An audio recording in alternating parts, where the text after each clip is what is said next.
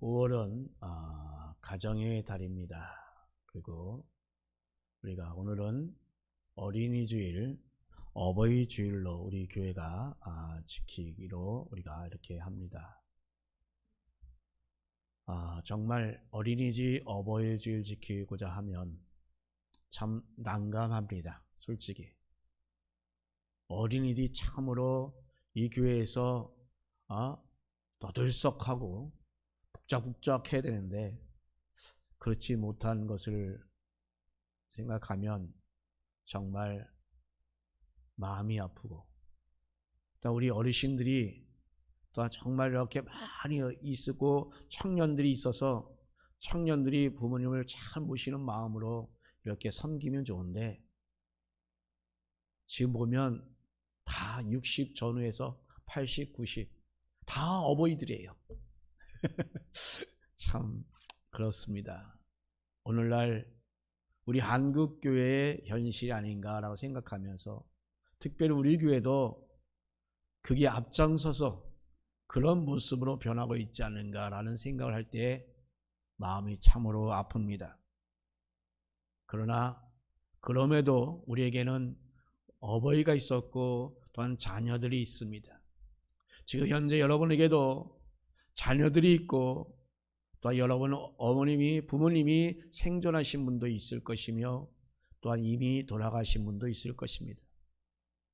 여러분들 그런 관계 속에서 우리가 오늘 이 귀한 말씀 듣는 저와 여러분 되기를 간절히 바랍니다. 우리 부모님들에게 첫 번째는 누굽니까? 자식이잖아요. 그죠? 무엇을 하든지 가장 먼저가 자식입니다.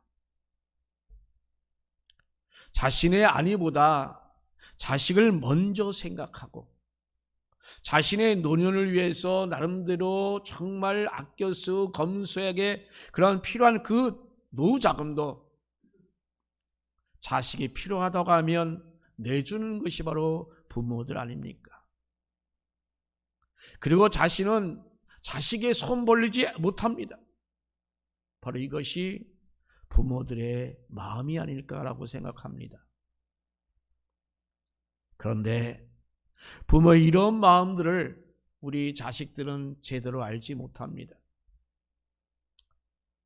어저께 잠깐 고딩 엄마인가 아빠인가 부모인가 그 프로를 봤는데, 고3 때 아기를 낳아서 첫 번째 남편하고 헤어지고 또 두 번째 남편을 만나서 무려 6아이를 낳았습니다. 그런데 그 어린 나이부터 자라면서 성장해왔던 그가 또 그 두 번째 남편도 벌이가 변변치 않으니까 정말 그 6아이 키우는 게 너무나 힘들었습니다. 그래서 모든 수반과 그 케어를 이 엄마인 할머니가 그 아이들 다 케어합니다. 자, 그런데 케어하는 가운데 그 어머니가 부엌에서 일하는데 방에서 그 6아이가 추울점에서 가자를 바닥에 흘리고 난장판이 되었습니다. 그런데 이것을 본 엄마가 자신은 공부하겠다고 다른 방에서 공부하다가 그것을 보고서 자신의 어머니에게 핀잔합니다. 왜 아이들이 이렇게 하냐고.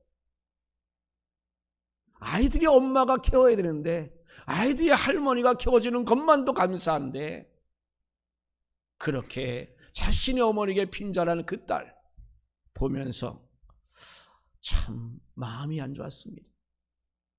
여러분, 그럼에도 그 부모는 속상하고 마음이 아프지만 밖에 나갔다가 다시금 들어와서 선물 보따리 가전을 한뜩 들고 와서 아이들 챙겨주는 그런 모습을 보게 됩니다.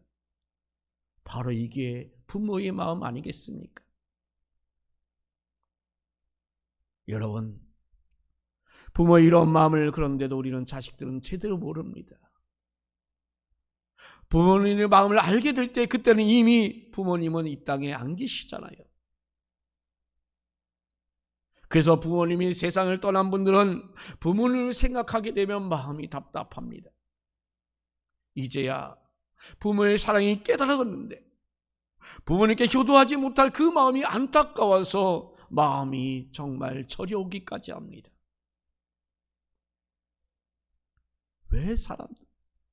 왜 부모님이 세상을 떠나야만 그렇게 효도할 수 있는 그런 마음이 생기게 될까요?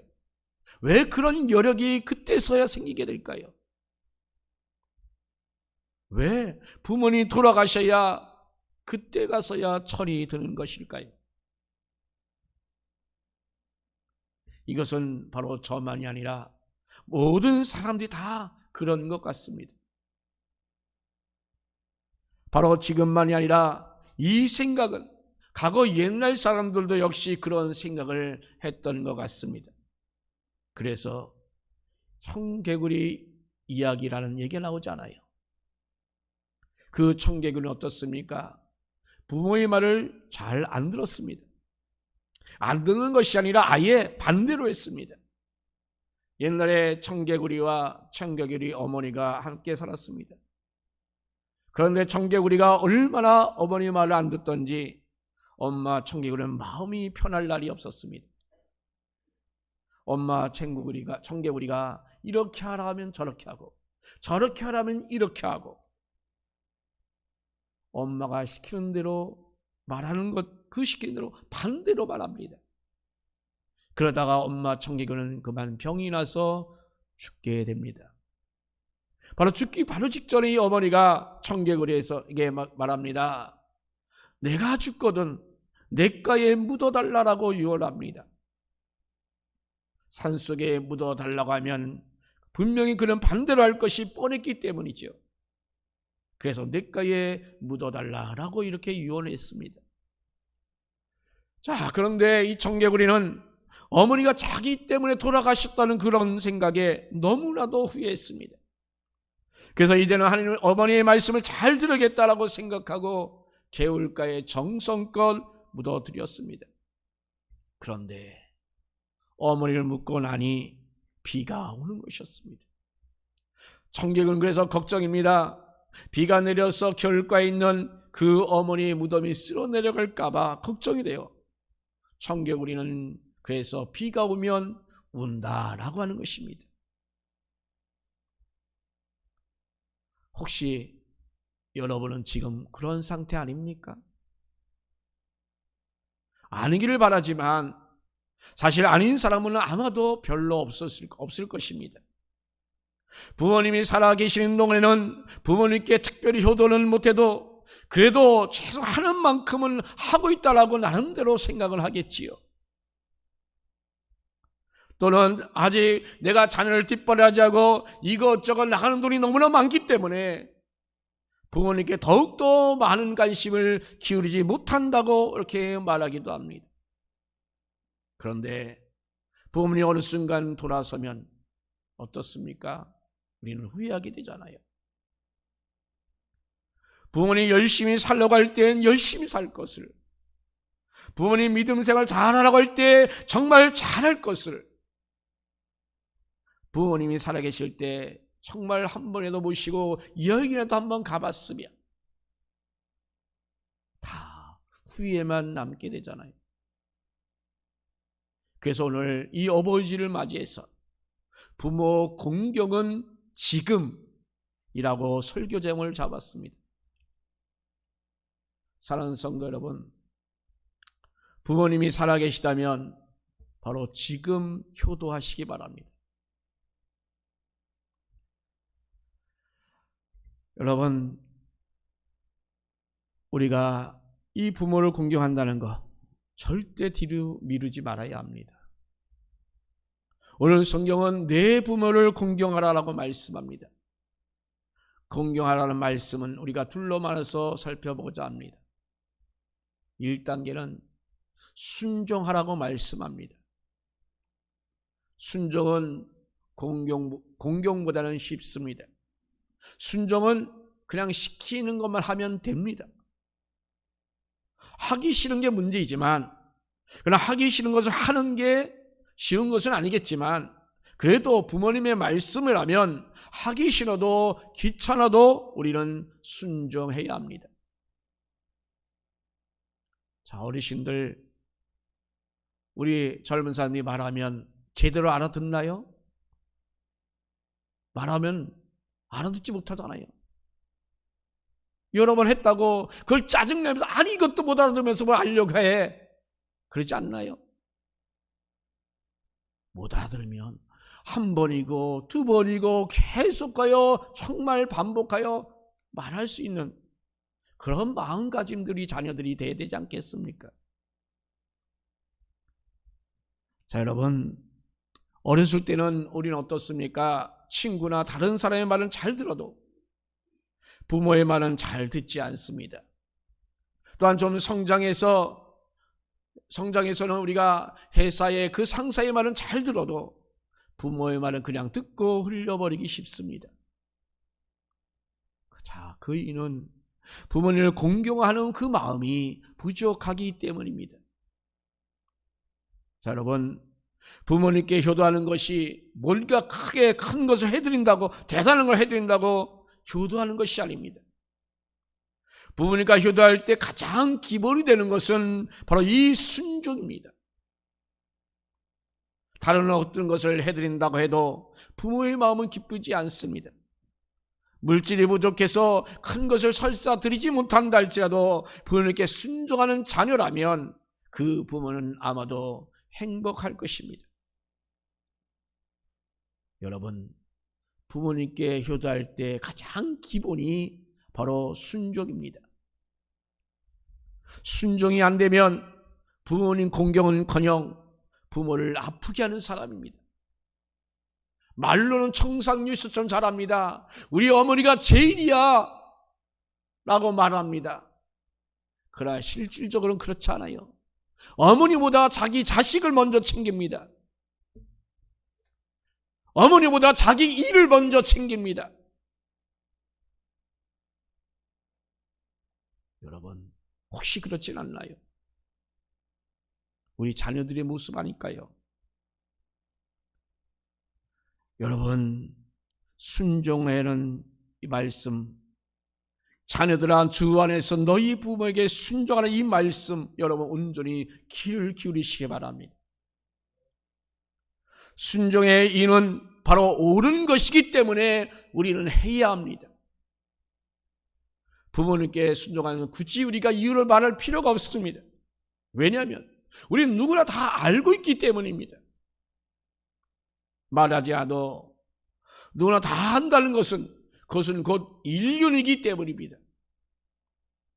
인륜이란 말은 뭡니까? 우리 인간이라면 당연히 지켜야 할 그 도리라고 하는 말인 것입니다. 더구나 여러분, 우리가 그리스도인이라면 자녀가 부모에게 순종하는 것은 바로 하나님의 명령입니다. 그러니 우리 그리스도인 자녀에게 바로 이 순종은 너무나도 마땅한 일인 것입니다. 그래서 골로새서 3장 20절에 부모에게 순종하는 것은 주 안에서 기뻐하는 것이니라 라고 말씀하고 있습니다. 주 안에서라는 말입니다. 그리스도 안에 있는 모든 신자들의 그 도덕적인 그 표준인 것입니다.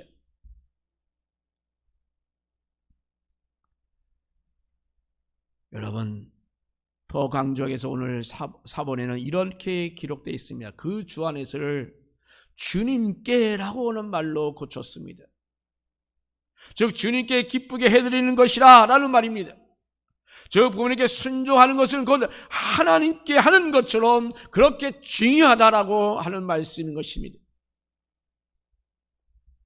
그러니 여러분은 이 부모님 말씀에 순종하는 성도 여러분 되기를 간절히 바랍니다. 부모님 말씀에 순종하는 사람이 주변에 많이 있습니다. 또한 전에 내려오는 그런 이야기도 있습니다. 그러나 저는 정말 순종의 사람 이삭을 이야기하고 싶습니다. 자, 이 이삭은 부모님 말씀에 두말하시 순종한 사람들 중에 가장 첫 번째로 떠오르는 사람인 것입니다. 이삭은 아브라함이 하나님의 약속을 받아서 100세에 낳은 아들이었습니다. 그러니 그 이삭이 어떻게 자랐을까요? 아버지와 어머니로부터 아주 큰 사랑을 받으며 자랐을 것입니다. 원하는 것을 모두니 다 들어주면서 아주 자란 그런 귀한 자식입니다. 자, 만약에 이렇게 컸다면 아마도 이삭은 예의도 없었고 말도 안 듣고 버릇도 잘 안 듣고 자랐을 것입니다. 보통 청소년 시기에는 부모의 말씀을 잘 듣던 아이도 자신의 생각과 맞지 않으면 말을 안 듣는 그런 경우가 있잖아요. 그런데 지금 이삭은 어떻습니까? 그렇지 않았습니다. 부모님 말씀을 아주 잘 듣는, 순종하는 그런 아이였던 것입니다. 어느 정도인가 우리가 한번 창세기 22장 6절 10절을 보게 되면 잘 나타나 있습니다. 하루는 아버지 아브라함이 이삭과 함께 번제하러 올라갑니다. 그는 지금 종들이 지고 그 번제할 나무를 어느 정도 가다가 이제 이삭에게 그것을 치고 가라고 합니다. 자, 그러면 여러분 보통은 아니 여기까지 종들이 지고 왔는데 아주 번제까지 계속 지게 하면 어떠해요? 라고 그렇게 한마디 할 텐데 이삭은 아무런 말도 없이 그 종들이 지고 있었던 그 지게의 짐을 자신의 아버지의 말씀에 순종하여 지고 갑니다. 자, 그런데 여러분 정작 더더욱 중요한 것은 바로 그 번제할 장소에 도착하자마자 아버지 아브라함은 바로 그곳에 단을 쌓고 아들 이삭이 지고 온 그 나무를 쫙 버려놓고 자기 자신을 결박하는데도 그 이삭은 아무 말도 하지 않았습니다.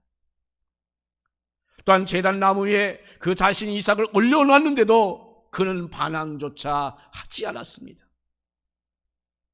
손을 내밀어 칼을 잡고 자신을 잡으려고 하는데도 가만히 있는 그 이삭의 모습, 정말 순종의 극치가 아니겠습니까? 여러분, 과연 누가 이 이삭처럼 순종할 수 있었을까요? 성경의 이야기쯤으로 우리가 넘기고 넘어가서는 안 됩니다. 이 정도는 못하더라도 여러분 자식이라면 그 부모님 말씀에 우리는 순종해야 합니다. 자신의 생각과 설사 다르다 할지라도 우리는 부모님께 순종할 수 있는 저와 여러분이 되십시다. 여러분, 오늘 이 시간 이삭의 그 순종을 보면서 인간의 순종, 우리는 그 이상을 보게 됩니다. 그래서 그 부분에서 우리는 예수님의 그 십자가의 순종을 또한 생각하게 됩니다. 이삭의 순종은 그 번제단 위에서 칼을 든 그 아버지께 모든 것을 다 맡기고 순종하는 모습, 바로 거기까지였습니다.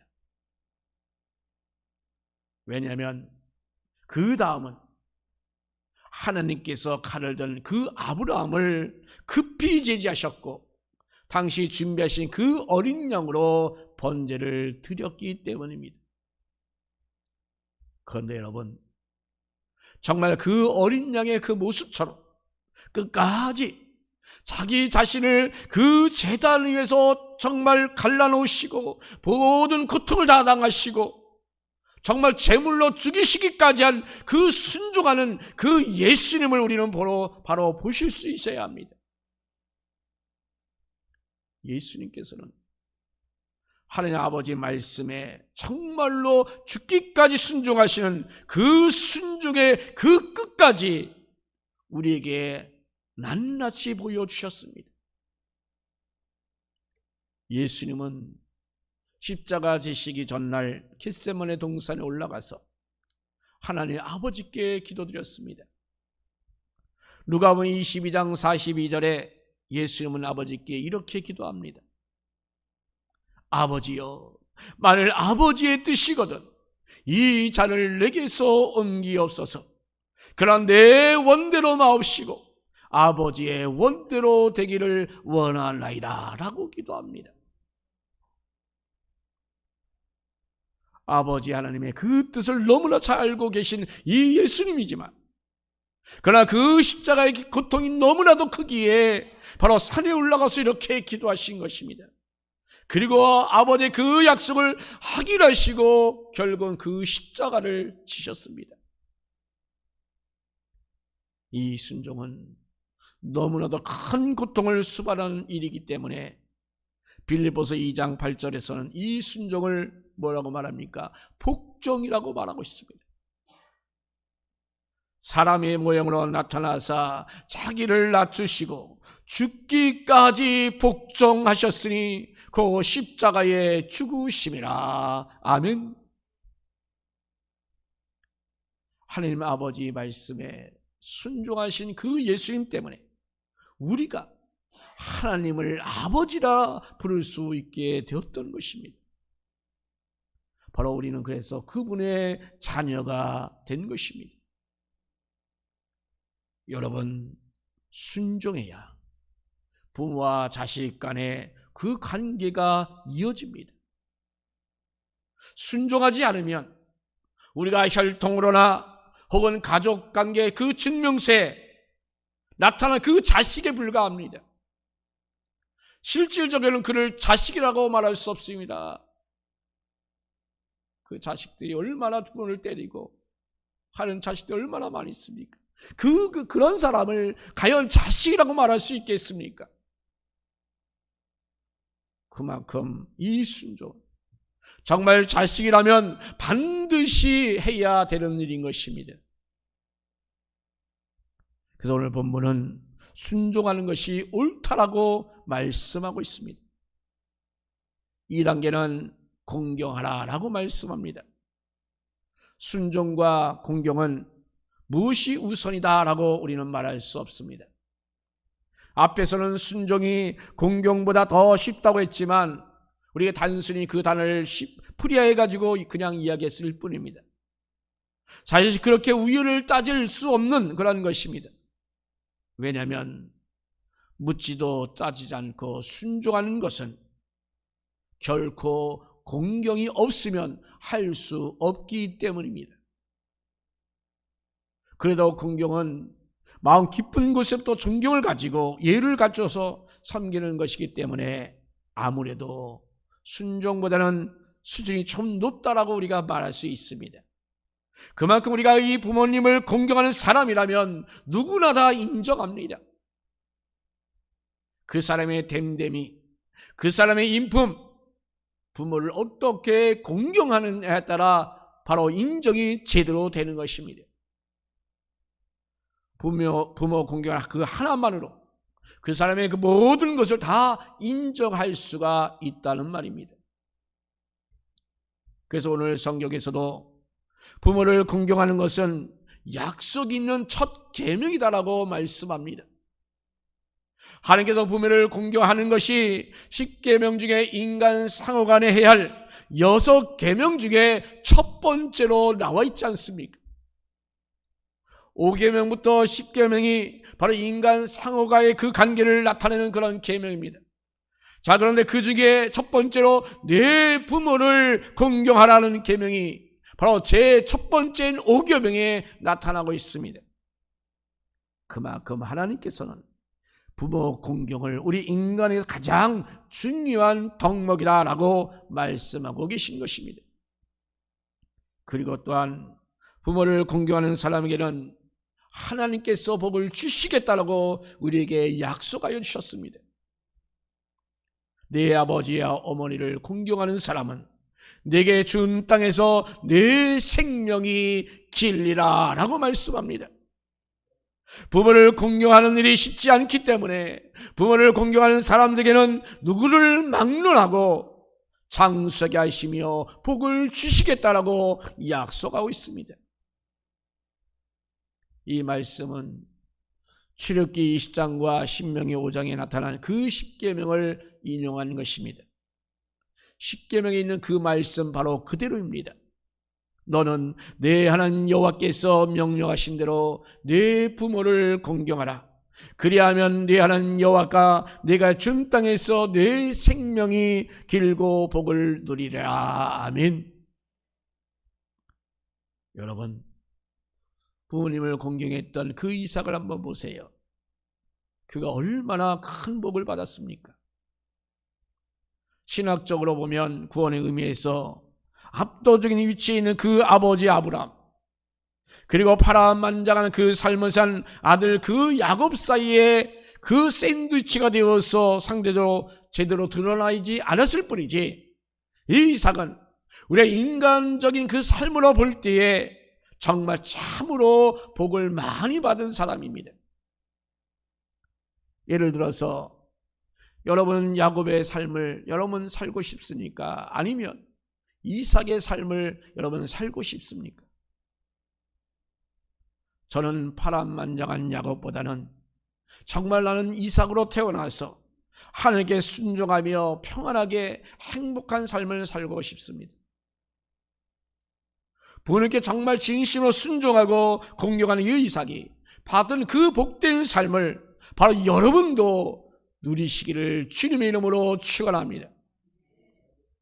그런데 여러분, 그 반대의 삶을 산 사람이 있잖아요. 바로 엘리의 두 아들인 바로 홈리와 비누아스입니다. 사무엘상 2장 22절을 보면 엘리의 그 두 아들에 대해서 말씀합니다. 엘리의 두 아들들은 행실이 나빠라고 말하고 있습니다. 행실이 나쁜 모습을 그 위에 자세하게 기록하고 있습니다. 어떻게 나쁩니까? 하느님께 제사 드리는 그 고기를 하느님께 기름을 태워 드리기도 전에 먼저 억지로 빼앗아 갑니다. 그리고 또한 두 아들은 그 해망문에서 수종두는 여인들을 성폭행합니다.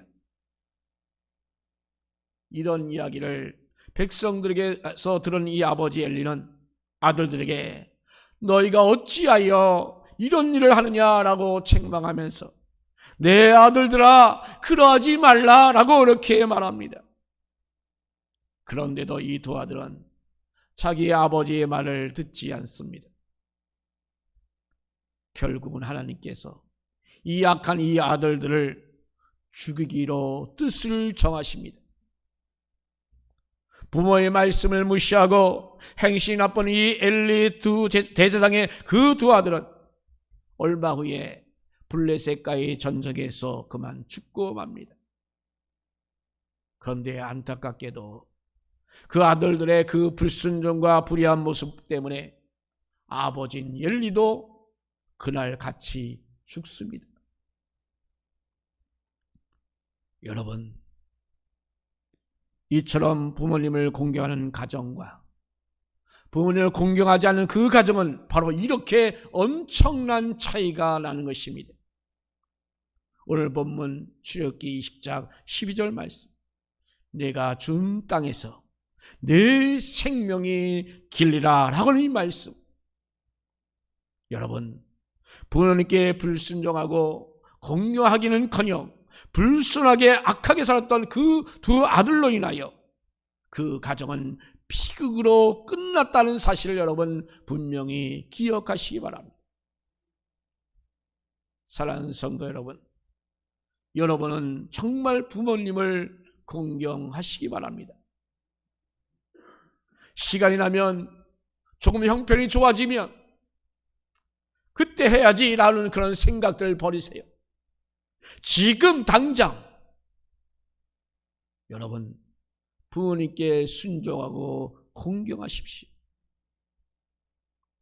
아무리 귀한 자식이라 할지라도 어찌 부모와 견줄 수 있겠습니까? 부모님은 이미 돌아가시면 끝입니다. 돌아가신데 아무리 울고 통곡을 한들 무슨 소용이 있겠습니까? 여러분, 내 자식도 중요하지만 내 자식보다는 우리의 부모님을 먼저라는 이 생각을 여러분 가지시기 바랍니다. 그런 마음으로 여러분 생존에 계신 부모님께 정말 효도하시기 바랍니다. 그래서 정말 여러분 이삭처럼 평화로고 행복한 삶을 여러분 누리시고 여러분 자녀들에게도 그 이삭의 그 복이 온전히 임할 수 있도록 여러분 본이 되는 저와 여러분 되기를 간절히 바랍니다.